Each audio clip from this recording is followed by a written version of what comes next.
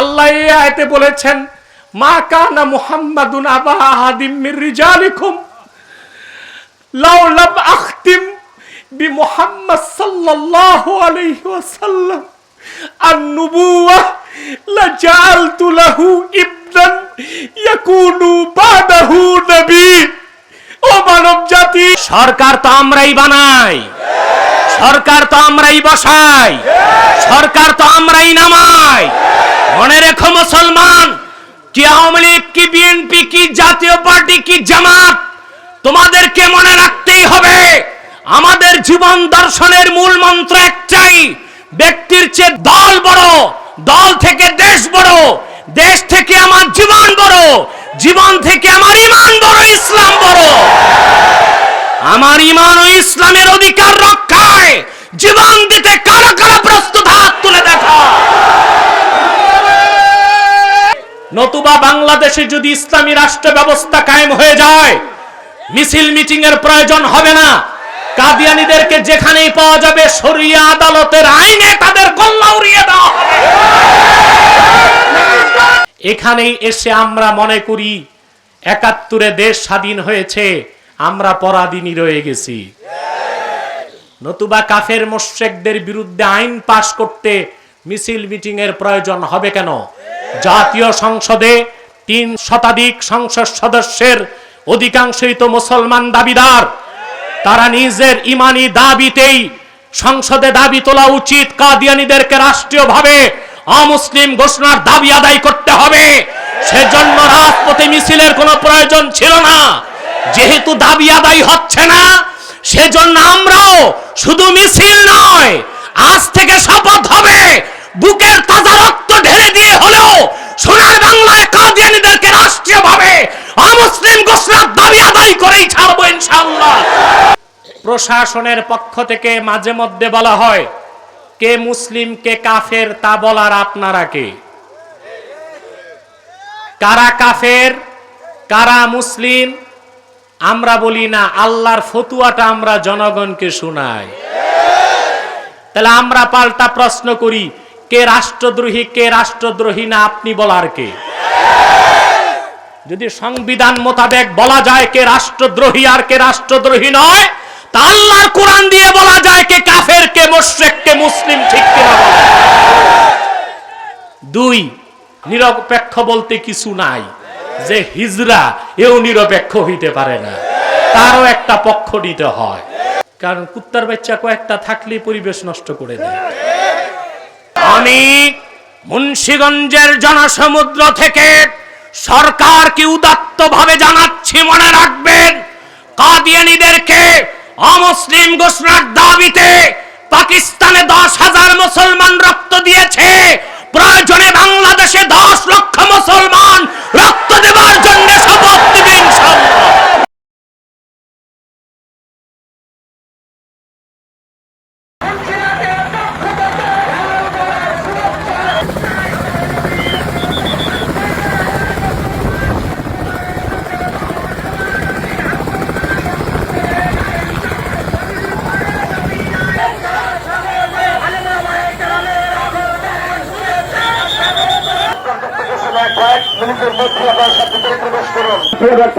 যখনই হুগলাম কথা বড় লম্বা লম্বা কথা বলতে, ঠিক কিনা বলে?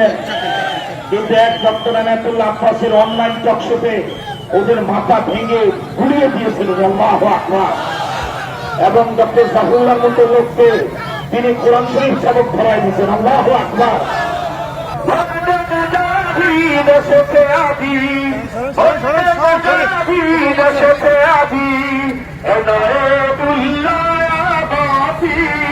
ইন্নাল হামদুলিল্লাহ والصلاة والسلام على محمد صلى الله عليه وسلم الذي أكمل الله به قصر النبوة أي ختم الله به النبوة وحكم أن لا نبي بعده وأعلن في القرآن بالبرهان أن محمدا صلى الله عليه وسلم خاتم النبيين والمرسلين قبل 1500 سنة أما بعد فأعوذ بالله من الشيطان الرجيم بسم الله الرحمن الرحيم ما كان محمد أبا أحد من رجالكم ولكن رسول الله وخاتم النبيين وكان الله بكل شيء عليما وقال رسول الله صلى الله عليه وسلم إن مثلي ومثل الأنبياء كمثل رجل بنى بيتا فأحسنه وأجمله إلا موضع لبنة من زاوية فجعل الناس يطوفون به ويعجبون له ويقولون هلا أضيت هذه اللبنة وأنا اللبنة وأنا خاتم النبيين أخرجه البخاري في الصحيح মুন্সিগঞ্জ মুন্সিহাট ইজতিমা নগরে আয়োজিত আজকের ঐতিহাসিক খাতমে নবুয়ত ইজতিমার সম্মানিত সভাপতি জনাব আল্লামা মুফতি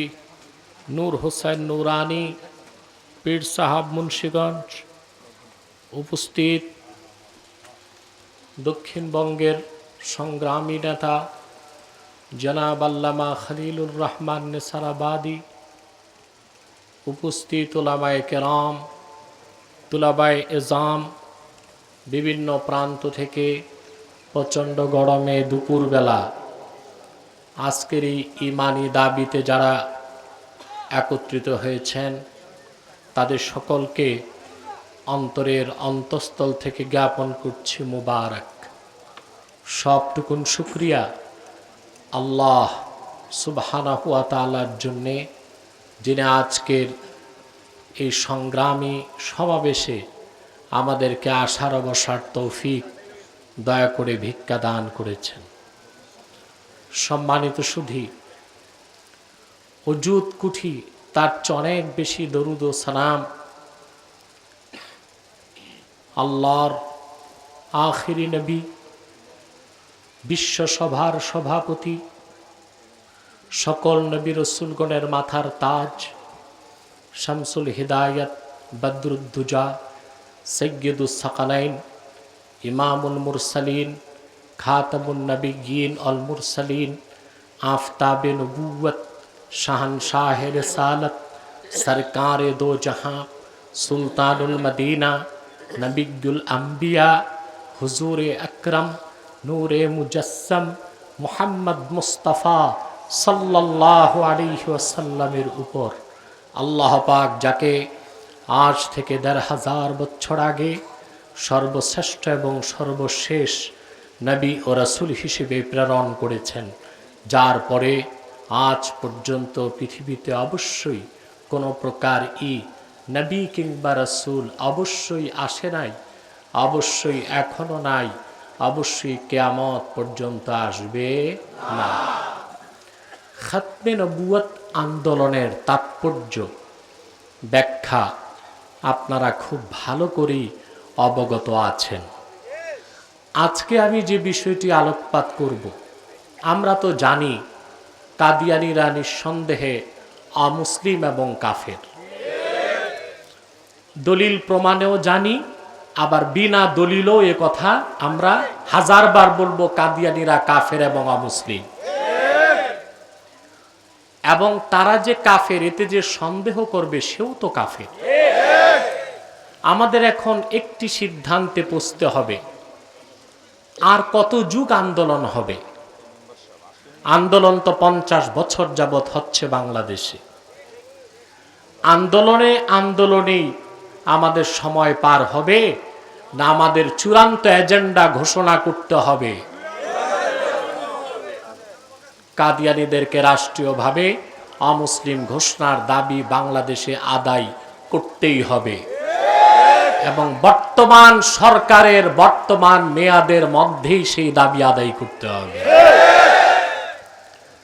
আমি আপনাদের উদ্দেশ্যে মৌলিক কিছু কথা তুলে ধরছি, যেহেতু এখানে প্রশাসনের বন্ধুগণ আছেন, সাংবাদিক বৃন্দ আছেন, মিডিয়া কর্মীগণ আছেন, এবং আপনারা সাধারণ মুসলমানের কিছু প্রশ্ন আছে, তার উত্তরগুলো আমি তুলে ধরছি। আল্লাহর হাবিব মুহাম্মদ সাল্লাল্লাহু আলাইহি সাল্লাম আল্লাহর শেষ নবী, এই কথাটি অস্বীকার করলে শুধু আল্লাহর রসুলকে অস্বীকার করা হয় না, বরং 1 লক্ষের উপর নবীকে মিথ্যা সাব্যস্ত করা হয়। সকল উলামায়ে কেরাম একমত, মান আনকারা আকিদাতা খাতমিন নুবুওয়াহ ফাকান্নামা আনকারা রিসালাতা জামিইল আম্বিয়া। যে খাতমে নবুয়তকে অস্বীকার করলো, সে লক্ষাধিক নবীর নবুয়তকে অস্বীকার করল। অতএব সে সাধারণ কোনো কাফের নয়, কাদিয়ানীরা সবচেয়ে নিকৃষ্ট কাফের, এবং তাদের কুফরটা কুফর বাওয়াহা, এমন কুফর, ওই কুফরিতে যে সন্দেহ করবে সেও কাফের। 5টি বিষয়, লক্ষাধিক নবী পৃথিবীতে এসেছেন, আল্লাহর দ্বীনের দাওয়াত দিয়েছেন। নবীগণের শরীয়তে পার্থক্য ছিল, কিন্তু 5টি বিষয়ে 1 লক্ষের উপর নবী একমত ছিলেন। কয়টি বিষয়? শরীয়তে তাদের কি ছিল? পার্থক্য ছিল। নূহ আলাইহিস সালামের শরীয়তে ভাই বোন বিয়ে জায়েজ ছিল, পরবর্তীতে তা হারাম হয়ে গিয়েছে। ঈসা আলাইহিস সালামের শরীয়ত মদ হালাল ছিল, পরবর্তীতে তা হারাম হয়ে গিয়েছে।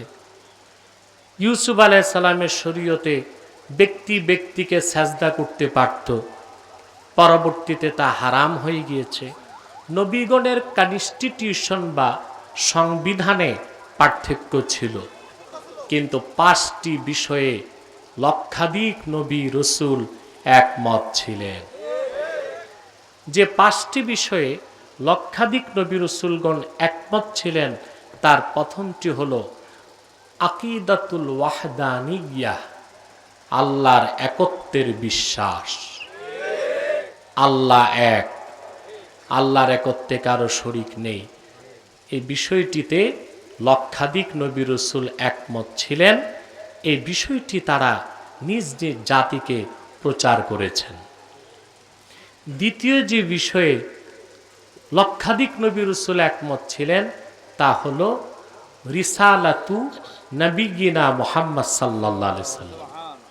মুহাম্মদ সাল্লাল্লাহু আলাইহি সাল্লামের রিসালাতের উপর লাখের উপর নবী ঈমান এনেছিলেন। আল্লাহর হাবিব মুহাম্মদ সাল্লাল্লাহু আলাইহি সাল্লাম আল্লাহর শেষ নবী, এই ওয়াদা নেওয়ার আগ পর্যন্ত কোন নবীকেই আল্লাহ নবুয়ত দেন নাই। সুবহানাল্লাহ। প্রশ্ন হলো, তাহলে আল্লাহ রাসূল সাল্লাল্লাহু আলাইহি সাল্লাম পৃথিবীতে আসার আগে পূর্বের নবীগণ ঈমান আনলেন কেমন করে আল্লাহ রসুলের উপর? প্রশ্ন আসে না? তার দুটো জবাব। তার একটি জবাব, আত্মার জগতে আল্লাহ পাক প্রশ্ন করেছিলেন, আলাস্তু বিরাব্বিকুম, আমি কি তোমাদের রব নই? মোল্লা আলী কারি রহমতুল্লাহ মিশকাতের শরামের কাতে লেখেন, আত্মার জগতে কোনো একটি আত্মার এই প্রশ্নের কি জবাব হবে তা জানা ছিল না। আত্মার জগতের সীমাহীন নিস্তব্ধতা ভঙ্গ করে আল্লাহর রুবুবিয়তের প্রথম সাক্ষী দিয়েছেন আত্মার জগতে মুহাম্মদ সাল্লাল্লাহু আলাইহি সাল্লাম। আল্লাহর রসুলের জবাব শুনে বাকি নবীগণ জবাব দিয়েছেন, হ্যাঁ আল্লাহ তুমি রব। এই জন্য মোল্লা আলী কারি লেখেন, ইন লাম ইউয়াফিকু কওলা মুহাম্মদ সাল্লাল্লাহু আলাইহি ওয়াসাল্লাম লাকাফারু ফি আলামিল আরওয়াহ। তাহলে মুহাম্মদ সাল্লাল্লাহু আলাইহি সাল্লামের কথা অনুযায়ী আত্মাগুলো যদি আত্মার জগতে জবাব না দিতে পারত, আলামে আসবাবে আসার দরকার হতো না, আলামে আরওয়াতেই সব নাফরমান হয়ে যেত। তাহলে মুহাম্মদ সাল্লাল্লাহু আলাইহি সাল্লাম শুধু আমাদের নবী নন, তিনি আত্মার জগতে লক্ষাধিক নবীকে হেদায়েত করে নবীউল আম্বিয়া হয়ে গিয়েছেন। রাসূল করিম সাল্লাল্লাহু আলাইহি সাল্লাম, মুহাম্মদ সাল্লাল্লাহু আলাইহি সাল্লাম আল্লাহর আখিরি নবী, নবীগণের নবী। এই সাক্ষীটা নবীগণ আত্মার জগতেই পেয়েছেন। দ্বিতীয় জবাব, হাদিসটি মাশহুর হাদিস, মুতাওয়াতিরের নিচেই। ওয়ানিল ইরবাজ ইবনে সারিয়াত রাদিয়াল্লাহু তাআলা আনহু আন্নাহু قال قال سمعت رسول الله صلى الله عليه وسلم يقول إني عبد الله وخاتم النبيين وإن آدم لمنجدل في طينته। ইরবাজ বিন সারিয়া বলেন, আমি আল্লাহ রসুল সাল্লাল্লাহু আলাইহি সাল্লামের নূরময় জবান থেকে নিজ কানে শুনেছি, তিনি বলেন, আমি মুহাম্মদ আল্লাহর বান্দা এবং শেষ নবী। তখন থেকে আদমের দেহ যখন ধুলায় গড়াগড়ি খাচ্ছিল, আদম নামে কারো অস্তিত্ব যখন হয় নাই, তখন থেকে আল্লাহ ঘোষণা দিয়েছেন আমি মুহাম্মদ আল্লাহর বান্দা এবং সর্বশেষ নবী। সেজন্য লক্ষাধিক নবী সবাই জানতেন মুহাম্মদ সাল্লাল্লাহু আলাইহি সাল্লাম আল্লাহর শেষ নবী। এই জন্য প্রত্যেক পূর্বের নবী নিজ নিজ জাতিকে বলে গেছেন, আমরা কেউ শেষ নবী নয়, শেষ নবী যিনি আসবেন তিনি মুহাম্মদ সাল্লাল্লাহু আলাইহি সাল্লাম। তাহলে নবীগণ কয়টি বিষয়ে একমত ছিলেন? দ্বিতীয় বিষয় পেলাম আকীদা খাতমে নবুয়ত।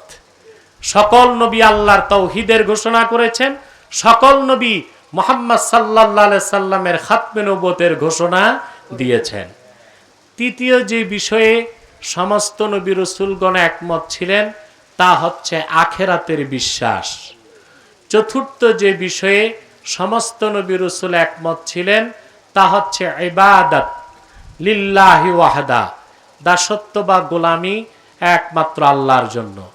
পঞ্চম যে বিষয়ে সমস্ত নবী রাসূলগণ একমত ছিলেন তা হচ্ছে সালাত, নামাজ। এই পাঁচটি বিষয়ে সকল নবী রাসূলগণ একমত ছিলেন।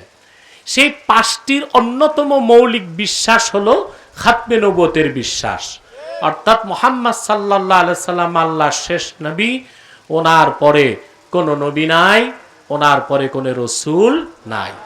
এই খাতমে নবুয়তের বিশ্বাস যে অস্বীকার করবে সে শুধু কাফের নয়, সে লক্ষাধিক নবীকে মিথ্যা প্রতিপন্নকারী হিসেবে সবচেয়ে কুখ্যাত কাফের হিসেবে গণ্য হবে।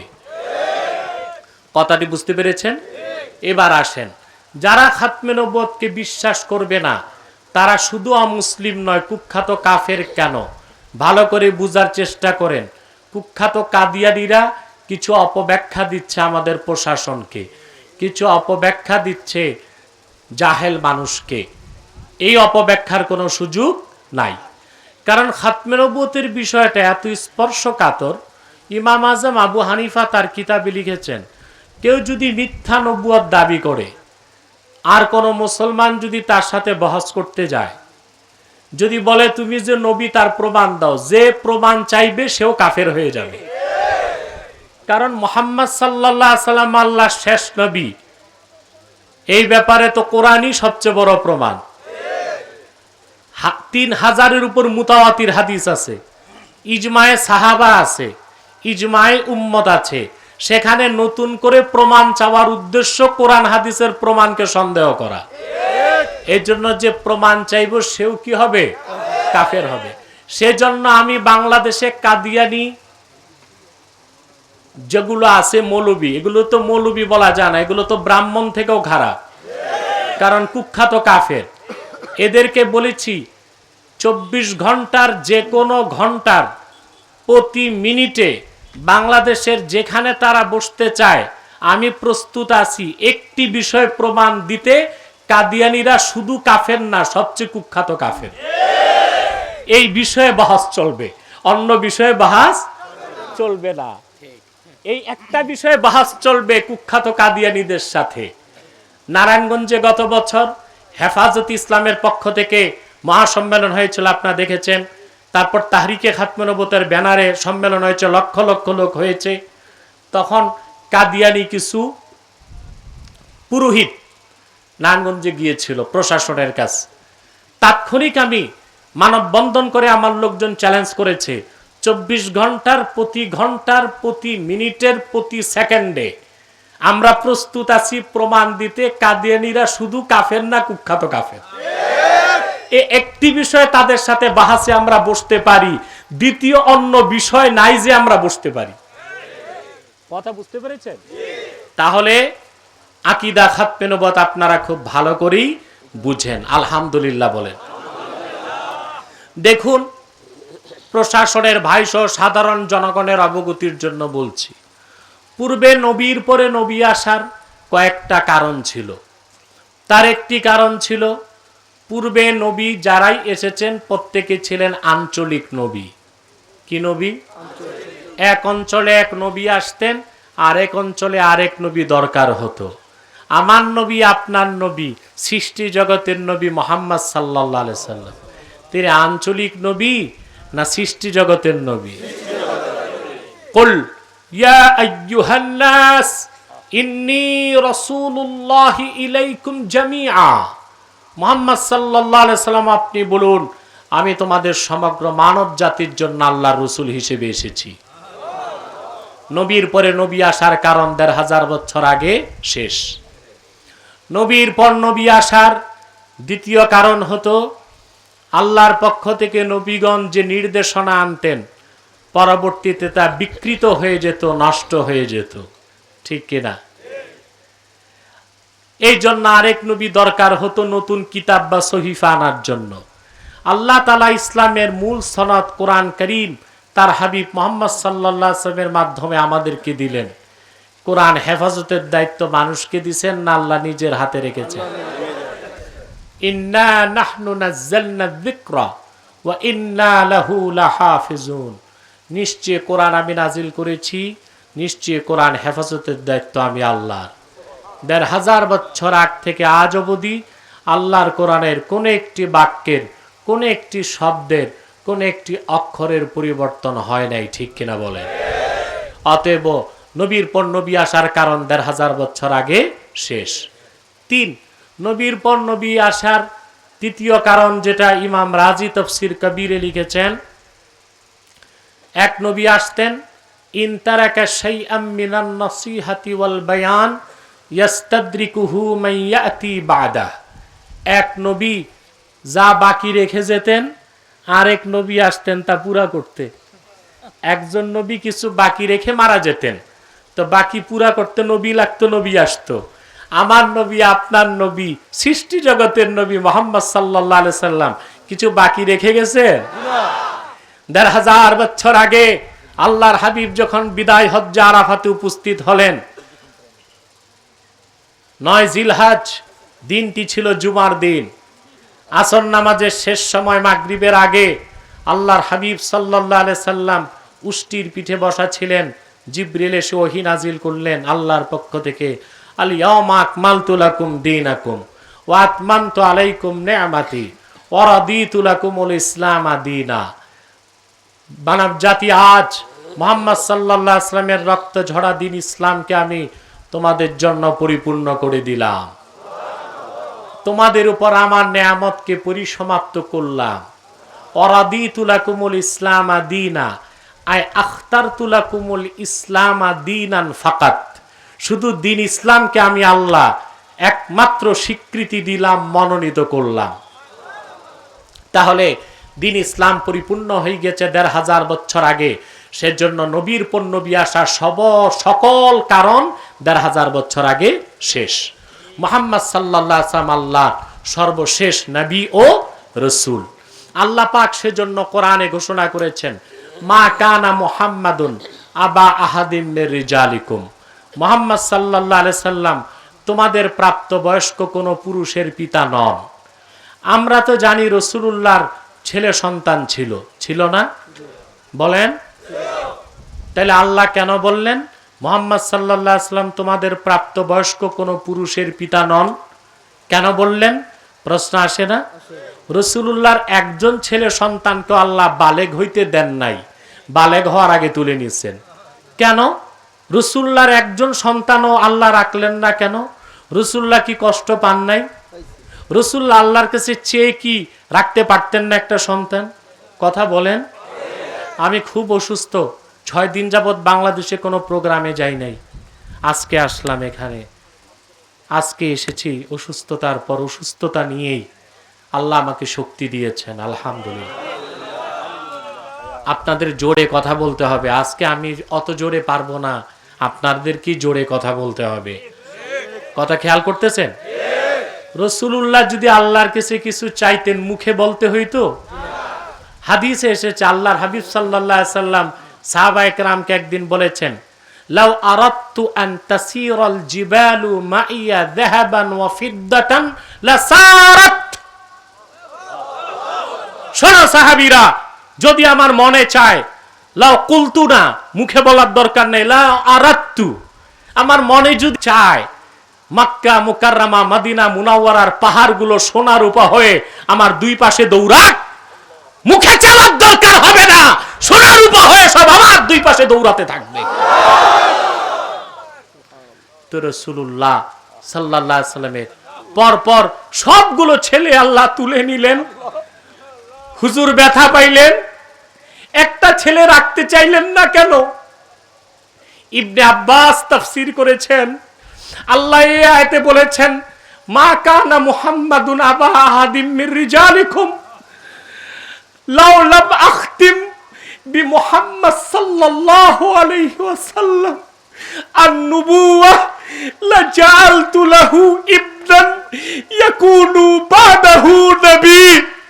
ও মানব জাতি, যদি আমার বন্ধু মুহাম্মদ সাল্লাল্লাহু আলাইহি সাল্লামকে দিয়ে নবুয়ত রিসালাতের দরজা বন্ধ না করতাম, আমি আমার নবী মুহাম্মাদের ঔরসে একজন ছেলে সন্তান জীবিত রাখতাম, যাকে আমার নবীর পরে নবী বানাতাম। কিন্তু আদম অস্তিত্বে আসার আগেই আমার সিদ্ধান্ত, আমার মুহাম্মদ শেষ নবী, এই জন্য আমি আমার নবীর একজন ছেলে সন্তান জীবিত রাখি নাই। আল্লাহু আকবার।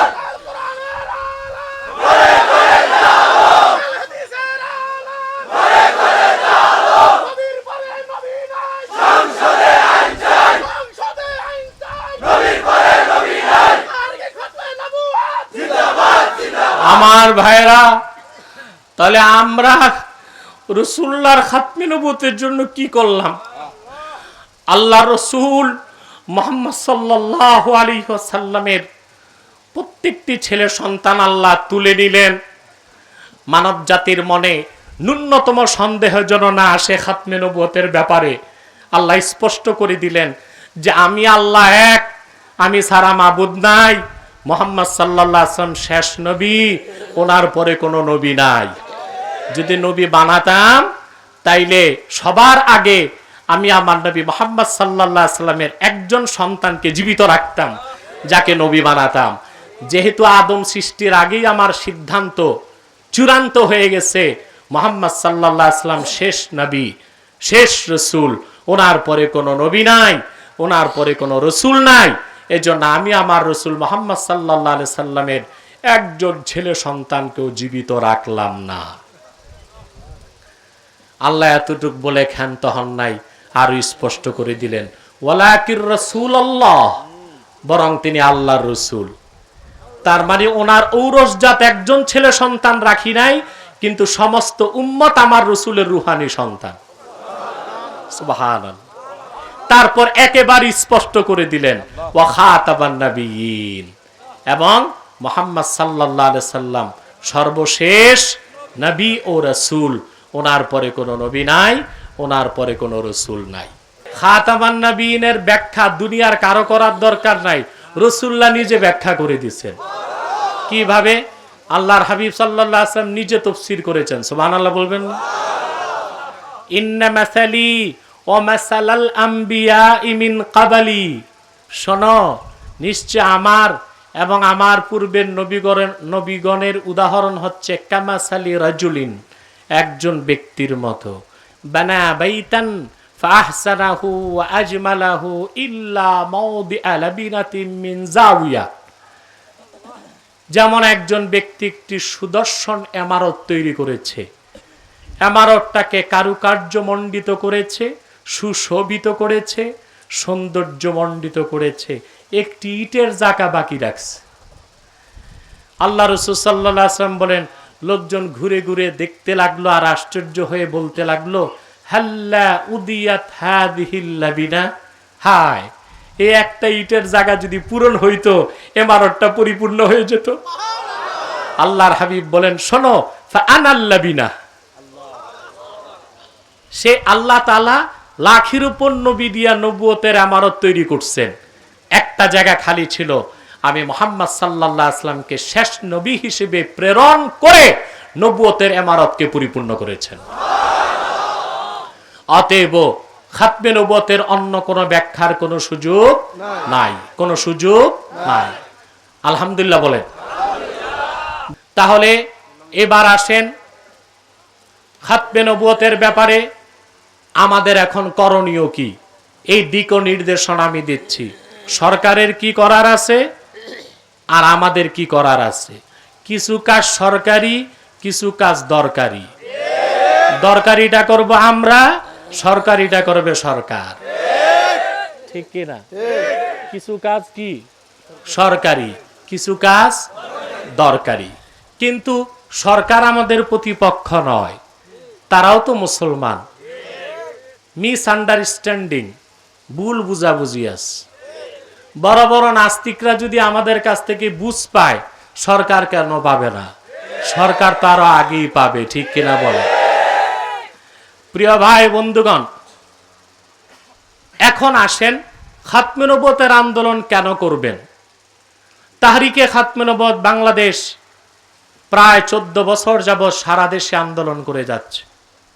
এখন আমরা আন্দোলন কেন করব? অন্য রাজনৈতিক দল করবেন, ইসলামের নামে হোক, ইসলামের নাম ছাড়া হোক, আখেরাতে তো পাইবেন, দুনিয়াতেও কিছু দান্দা থাকে। কিন্তু খাতমে নবুয়তের আন্দোলনে দুনিয়ার দান্দা খোঁজার কোনো সুযোগ। তাহলে আন্দোলন কেন করবেন প্রশ্ন আসে না? এক কথা মনে মাথায় ঢুকান, আজকে ইজতেমা থেকে একটা কথা মাথায় ঢুকায় নিবেন। খাতমে নবুয়তের আন্দোলন সবচেয়ে বড় আন্দোলন। খাতমে নবুয়তের জিহাদ সবচেয়ে বড় জিহাদ। তার প্রমাণ দিচ্ছি। আল্লাহর হাবিব মুহাম্মদ সাল্লাল্লাহু আলাইহি সাল্লামের জামানায় ১৫০০ বছর আগে ইসলামের পক্ষে এবং বিপক্ষে মোট যুদ্ধ হয়েছে ৮০টির মতো। গাজওয়া, সারিয়া, জুয়ুশ, বুউস, কতটার মতো হয়েছে? ছোট বড় সব মিলিয়ে, শুধু গাজওয়া না, সব। আমার গবেষণায় আমি দেখেছি এই ৮০টির মতো যুদ্ধে রাসূলুল্লাহর জামানায় ইসলামের পক্ষে এবং বিপক্ষে মোট মানুষ নিহত হয়েছে মাত্র মাত্র মাত্র ১০১৮ জন। মাত্র ১০০০ ইসলামের পক্ষে এবং বিপক্ষে, মাত্র ১০১৮ জন পক্ষে এবং বিপক্ষে মোট। অথচ আশ্চর্য হবেন, সিদ্দিক আকবর রাদিয়াল্লাহু তাআলা আনহুর জামানায় মিথ্যা নবুয়তের দাবিদার কুখ্যাত মুসাইলামাতুল কাজ্জাবকে হত্যা করতে সিদ্দিক আকবর রাদিয়াল্লাহু তাআলা আনহু ৩০,০০০ সাহাবী পাঠালেন খালেদ সাইফুল্লাহর নেতৃত্বে। ইতিহাস সাক্ষী, সেই একদিনের যুদ্ধে ২৪০০ সাহাবী শাহাদাত বরণ করেছেন। তার মধ্যে কোরআনের হাফেজ ছিলেন ৭৫০ সাহাবী। এক যুদ্ধে এত হাফেজ সাহাবী শহীদ হওয়ার পরেই জামিউল কোরআন হযরত উসমান রাদিয়াল্লাহু তাআলা আনহু কোরআন কারীমকে লিপিবদ্ধ করে আফাকে ইসলামে ছড়িয়ে দেবার দায়িত্ব তাড়াতাড়ি পালন করেছেন। চিন্তা করেন মুসলমান, ইসলামের ১০ বছরের যুদ্ধে মানুষ মারা গেল মাত্র ১০১৮ জন পক্ষে এবং বিপক্ষে। আর শুধু মিথ্যা নবুয়তের দাবিদার মুসাইলামাতুল কাজ্জাবকে হত্যা করতে যে একদিনে ২৪০০ সাহাবী শহীদ হয়ে গেলেন। ২৪০০ সাহাবীর রক্তের বিনিময়ে যুদ্ধে বিজয় এসেছে। মুসাইলামা ধ্বংস হয়ে জাহান্নামের নিক্ষিপ্ত হয়েছে। এর থেকেই বোঝা যায় খাতমে নবুয়তের আন্দোলন সবচেয়ে বড় আন্দোলন, খাতমে নবুয়তের জিহাদ সবচেয়ে বড় জিহাদ। যুগে যুগে যখনই মিথ্যা নবুয়তের দাবিদারগণ নবুয়ত দাবি করেছে, উম্মতের মুসলমান মিছিল মিটিং আন্দোলন করে নাই, তরবারি দিয়ে ফায়সালা করেছে। আবারও বলছি, যুগে যুগে যখনই মিথ্যানুবতের দাবিদাররা মিথ্যানুবত দাবি করেছে, উম্মতের মুসলমান ইস্তেমা করে নাই, মিছিল মিটিং করে নাই, তরবারি দিয়ে ফায়সালা করেছে। এখন আন্দোলনের প্রয়োজন হয় কেন? এখানেই তো আমাদের মনের ব্যথা, এখানেই তো আমাদের কলিজায় রক্তের ক্ষরণ। এখানেই এসে আমরা মনে করি ৭১ দেশ স্বাধীন হয়েছে, আমরা পরাধীনই রয়ে গেছি। নতুবা কাফের মুশরিকদের বিরুদ্ধে আইন পাশ করতে মিছিল মিটিং এর প্রয়োজন হবে কেন? জাতীয় সংসদে ৩ শতাধিক সংসদ সদস্যের অধিকাংশই তো মুসলমান দাবিদার। তারা নিজের ইমানি দাবিতেই সংসদে দাবি তোলা উচিত, কাদিয়ানীদেরকে রাষ্ট্রীয়ভাবে অমুসলিম ঘোষণার দাবি আদায় করতে হবে। সেজন্য রাজপথে মিছিলের কোনো প্রয়োজন ছিল না। যেহেতু দাবি আদায় হচ্ছে না, সেজন্য আমরাও শুধু মিছিল নয়, আজ থেকে শপথ হবে, বুকের তাজা রক্ত ঢেলে দিয়ে হলেও সোনার বাংলায় কাদিয়ানীদেরকে রাষ্ট্রীয়ভাবে অমুসলিম ঘোষণার দাবি আদায় করেই ছাড়বো ইনশাআল্লাহ।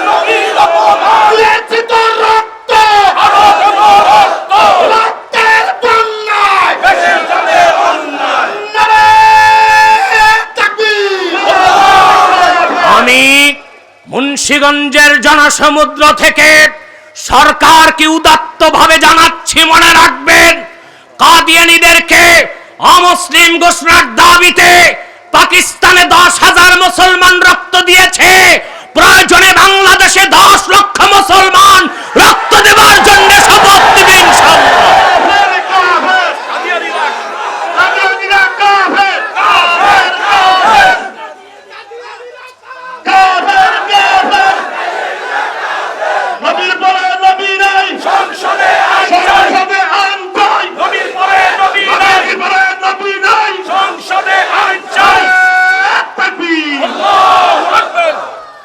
সরকারিটা পরে বলছি, আগে দরকারিটা বলছি। সরকার তো আমরাই বানাই, সরকার তো আমরাই বসাই, সরকার তো আমরাই নামাই। মনে রেখো মুসলমান, কি আওয়ামী লীগ, কি বিএনপি, কি জাতীয় পার্টি, কি জামাত, তোমাদেরকে মনে রাখতেই হবে, আমাদের জীবন দর্শনের মূল মন্ত্র একটাই, ব্যক্তির চেয়ে দল বড়, দল থেকে দেশ বড়, দেশ থেকে আমার জীবন বড়, জীবন থেকে আমার ইমান বড়, ইসলাম বড়। আমার ইমান ও ইসলামের অধিকার রক্ষায় জীবন দিতে কারা কারা প্রস্তুত, হাত তুলে দেখো।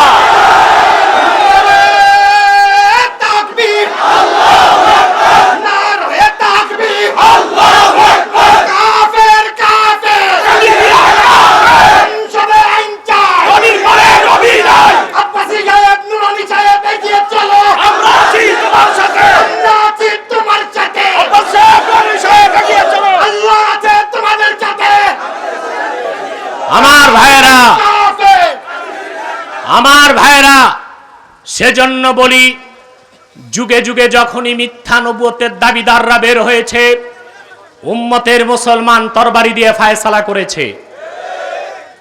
আমার ভাইরা, আমার বন্ধুরা, আমার আল্লাহ নূর নবী আমার মুহাম্মদ সাল্লাল্লাহু আলাইহি ওয়াসাল্লামের ইসলাম ও কোরআনের হাজার হাজার হাজার বছর পরে ইংরেজ আমলে এক শয়তান নিজকে নবী দাবি করেছে। চিল্লায়া বলেন নাউজুবিল্লাহ। ভারতের কুখ্যাত, পাঞ্জাবের কুখ্যাত, গুরুদাসপুরের কুখ্যাত কাদিয়ানে ওই শয়তানটা নবুয়ত দাবি করেছিল, ইংরেজদের পা চাটা গোলাম। শয়তানটার নাম রেখেছিল তার বাপ মির্জা গোলাম আহমদ কাদিয়ানি। সাবধান, ওই শয়তানকে গোলাম আহমদ বলবেন না, কারণ গোলাম আহমদ অর্থ আহমদ এর গোলাম। কোন কাফের কখনো গোলাম আহমদ এর গোলাম হতে পারে না। আর কাদিয়ানের কাজ্জাব ছিল কুখ্যাত কাফের, সে গোলাম আহমদ এর গোলাম ছিল না, সে ছিল কুখ্যাত শয়তানের কুখ্যাত গোলাম। কাদিয়ানের কাজ্জাব মিথ্যা নবুয়তের দাবিদার মির্জা গোলাম শয়তান কাদিয়ানি, তার উপর গজব এসেছে 1908 সালে। যখন গজব এসেছে, কাদিয়ানের কাজ্জাব মিথ্যা নবুয়তের দাবিদার মির্জা গোলাম শয়তান কাদিয়ানি 1908 সালে ধ্বংস হয়ে কুখ্যাত জাহান্নামের কুখ্যাত কুকুরে পরিণত হয়েছে, তার অনুসারীরাও ধ্বংস হয়েছে। বর্তমানে কিছু কাদিয়ানি বাংলাদেশে আছে, দুঃখজনক তারা 100 সেন্টার করে ফেলেছে। আপনাদের মুন্সিগঞ্জ শহরেও তাদের সেন্টার আছে, নারায়ণগঞ্জে আছে, ঢাকায় আছে। তারা মিথ্যা পরিচয় দিয়ে পরিচয় পরিবর্তন করে করে মানুষকে ধোঁকা দেয়। কখনো নিজেদের পরিচয় দেয় আহমদি জামাত, কাদিয়ানিরা মিথ্যা পরিচয় দিয়ে নাম পরিবর্তন করে করে মিথ্যা পরিচয় দেয়। কখনো নিজেদের পরিচয় দেয় আহমদি জামাত, কখনো বলে আহমদিয়া জামাত, কখনো বলে আহমদি সম্প্রদায়, কখনো বলে আহমদিয়া সম্প্রদায়, কখনো বলে আহমদি মুসলিম জামাত, কখনো বলে আহমদিয়া মুসলিম জামাত। সাবধান, যত কাদিয়ানি ছিল আছে থাকবে, তারা কেউ আহমদি জামাত নয়, আহমদিয়া জামাত নয়, আহমদি সম্প্রদায় নয়, আহমদিয়া সম্প্রদায় নয়, আহমদি মুসলিম জামাত নয়, আহমদিয়া মুসলিম জামাত নয়। তারা শয়তানি জামাত, কুখ্যাত জাহান্নামের কুখ্যাত কুকুরের দল। আমাদের সকল দলের একটাই দাবি, অনতি বিলম্বে স্বাধীন বাংলায় শয়তান কাদিয়ানীদেরকে রাষ্ট্রীয়ভাবে অমুসলিম ঘোষণা করতেই হবে, করতেই হবে, করতেই হবে। এই দাবি আদায়ে যদি জানমাল দেওয়ার ডাক আসে, কারা কারা প্রস্তুত আছেন হাত তুলে দেখেন, হাত নামান।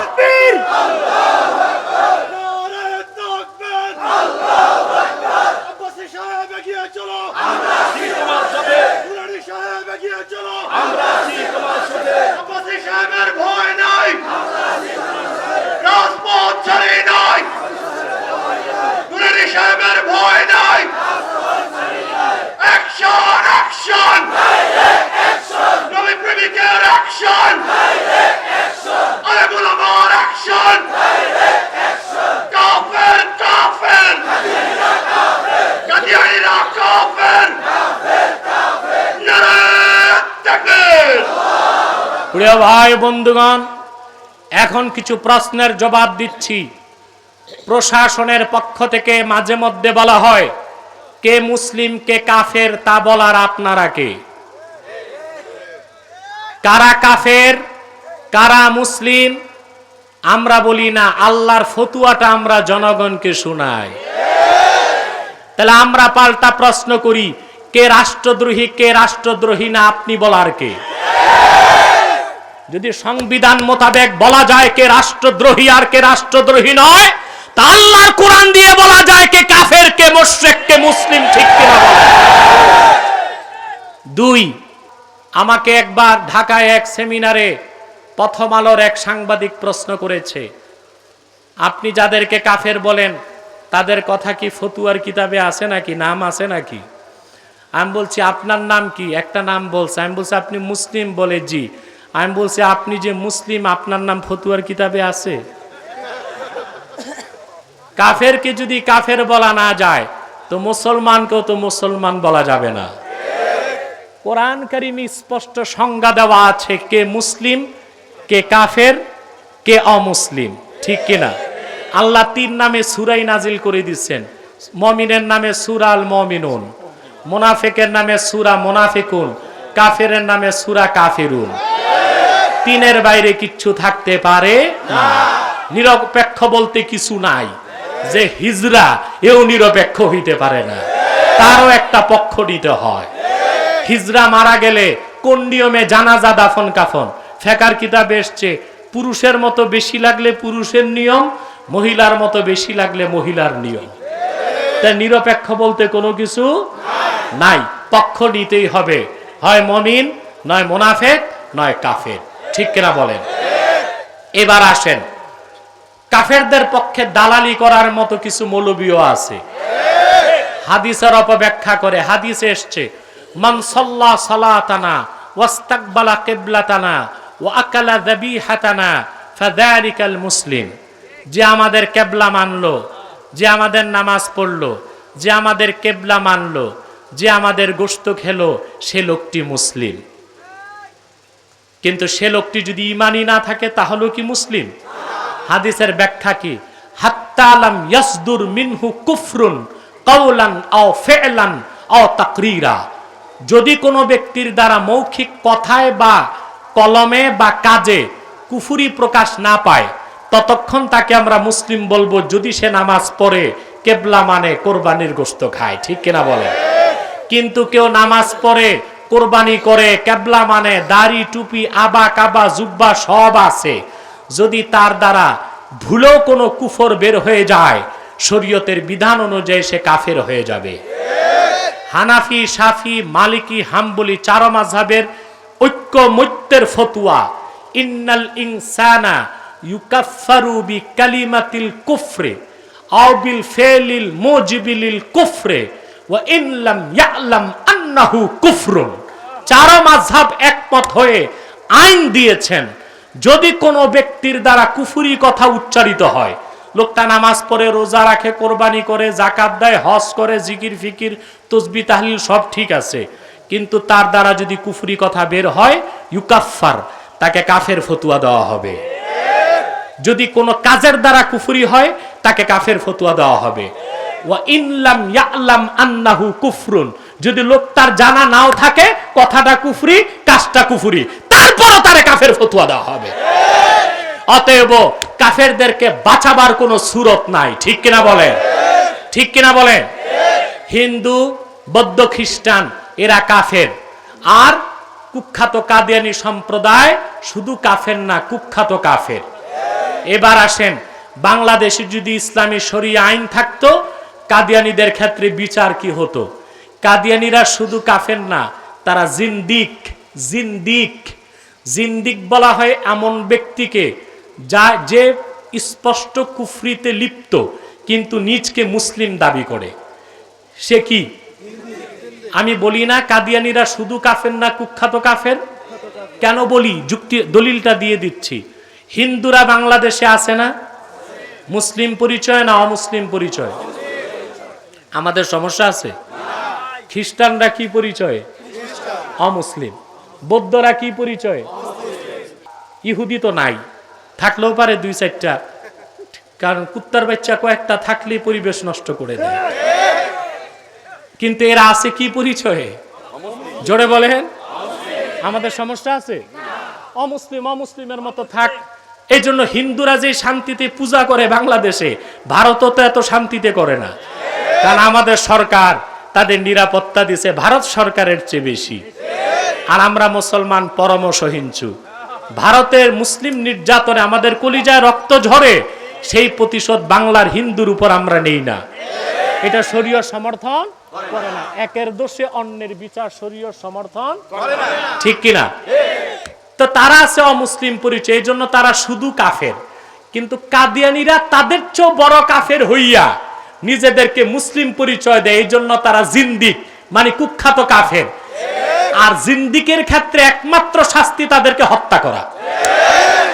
অতএব সরকারকে বলছি, অনতি বিলম্বে কাদিয়ানীদেরকে অমুসলিম ঘোষণা করুন, নতুবা বাংলাদেশে যদি ইসলামী রাষ্ট্র ব্যবস্থা কায়েম হয়ে যায়, মিছিল মিটিং এর প্রয়োজন হবে না। কাদিয়ানীদেরকে যেখানেই পাওয়া যাবে শরিয়া আদালতের আইনে তাদের কল্লা উড়িয়ে দেওয়া হবে।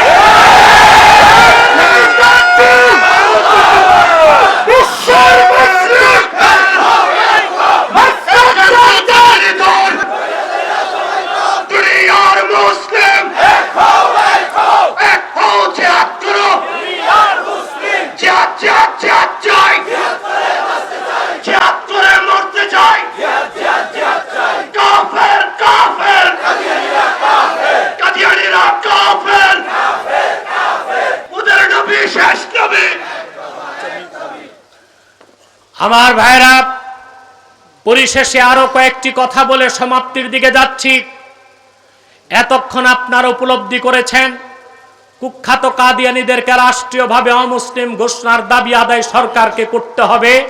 তার প্রথম কারণ, সরকার নিজেও নিজেকে মুসলমান দাবি করে, এটা তাদেরও মুসলিম হিসেবে এই দাবি আদায় করতে হবে। দুই, বর্তমান সরকারের রাজনৈতিক আদর্শ হচ্ছে ধর্মনিরপেক্ষতা। ধর্মনিরপেক্ষতার আদর্শকে বহাল রাখতে হলেও সরকারকে কাদিয়ানীদেরকে অমুসলিম ঘোষণা করতে হবে। কারণ ধর্মনিরপেক্ষতার মূল কনসেপ্ট হচ্ছে তাদের ভাষায় প্রত্যেক ধর্মের অধিকার রক্ষা করা। তাহলে কুখ্যাত কাদিয়ানীরা কাফের হয়ে নিজেদেরকে মুসলিম দাবি করার দ্বারা অন্য মানুষকে ধোঁকা দিয়ে কাফের বানাচ্ছে। এর দ্বারা তারা ইসলাম ও মুসলমানের অধিকার নষ্ট করছে। সরকার যদি ধর্মনিরপেক্ষতার দাবি করে থাকেন, তাহলে মুসলমানের অধিকার রক্ষা করার জন্য কাদিয়ানীদেরকে মুসলিম ঘোষণা করা আপনাদের সাংবিধানিক দায়িত্ব হয়ে গিয়েছে।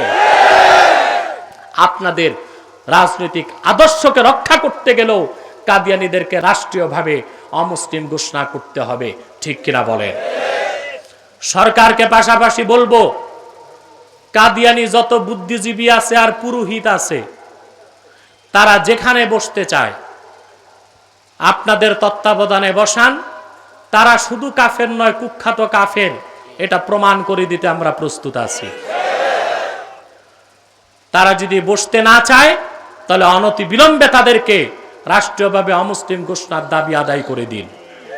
পরিশেষে আরেকটি কথা বলবো, প্রধানমন্ত্রী, আপনার সম্মানিত পিতার সব স্বপ্নই আপনি পূরণ করেছেন, কিন্তু আপনার পিতার একটি কথা আপনার জানা নাই।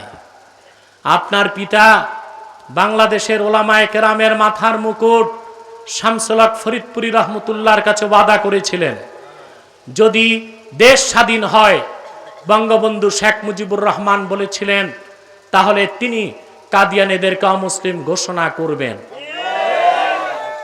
কিন্তু দুঃখ পরিতাপের বিষয়, বঙ্গবন্ধু সময় পান নাই। আর ওনার আশেপাশে সিরাজ আলম আর ডক্টর কামালদের মতো নাস্তিকরা ঘুরঘুর করত, সেজন্য তিনি সুযোগটা করতে পারেন নাই। যেহেতু আপনি নাস্তিকদেরকে মাইনাস করেছেন, পিতার প্রত্যেকটা ইচ্ছা পূরণ করছেন, অতএব আপনার পিতার কবরে যদি শান্তি দিতে চান, আপনার পিতা যে ওয়াদা করে গিয়েছিলেন ফরিদপুরের সাথে, সেই ওয়াদা বাস্তবায়নের জন্য আপনাকে বাংলাদেশে রাষ্ট্রীয়ভাবে কাদিয়ানীদেরকে মুসলিম ঘোষণা করতেই হবে। আল্লাহ তাআলা আপনাকে সেই সুমতি দান করুন, আপনাকে দাবি আদায় করার তৌফিক দান করুন। আমরা এত বিরাট জম্মে গফির ছোট্ট একটি দোয়া করছি, রব্বানা তাকাব্বাল মিন্না ইন্নাকা আনতাস সামিউল আলিম ওয়া তুব আলাইনা ইন্নাকা আনতাত তাওয়াবুর রহিম। ইয়া আল্লাহ, আমাদের এই মেহনতকে কবুল করুন। আল্লাহ তাআলা আমাদের, আমরা জানি আস-সাইয়ু মিন্না ওয়াল ইতমামু মিনাল্লাহ। আল্লাহ, প্রচেষ্টা আমরা করে যাচ্ছি। আল্লাহ, তুমি অচিরেই আমাদের তাহরিকে খাতমে নবুয়ত বাংলাদেশের দাবি দাওয়াগুলো সরকার যেন মেনে নেয়, সে ব্যবস্থা করে দাও। আল্লাহ, যারা খাতমে নবুয়তের আন্দোলন করে যাচ্ছেন, নুরানি ভাই খুব কষ্ট করেন, খুব মেহনত করে বছরে ইজতেমার আয়োজন করেন, তাকে তুমি আজরুন আজিম দান করো। টাকা দিয়ে, পয়সা দিয়ে, নৈতিক সমর্থন দিয়ে যারা সহযোগিতা করে, আল্লাহ তাদেরকেও পুরস্কৃত করো। আল্লাহ, মুন্সিগঞ্জের প্রশাসনের জন্য মন খুলে দোয়া করতেছি, যারা ইজতেমার পক্ষে নৈতিক সমর্থন, আইনি সহায়তা দিয়েছে, পুলিশ প্রশাসনের ভাইরা কষ্ট করছে, আল্লাহ তাদের ইহকাল পরকালকে তুমি উজ্জ্বল করে দাও। আল্লাহ, আমার মেজো ভাই আল্লামা ইহসানুল্লাহ আব্বাসী জনপুরীকে তুমি তাহরিকা খাতমে নবুয়ত বাংলাদেশের খাতিরে তাকে রোগ মুক্ত করে দাও, সুস্থ করে দাও, হায়াতে তৈয়বা সেহতে কুল্লিয়া দান করো। রব্বানা তাকাব্বাল মিন্না ইন্নাকা আনতাস সামিউল আলিম ওয়া তুব আলাইনা ইন্নাকা আনতাত তাওয়াবুর রহিম।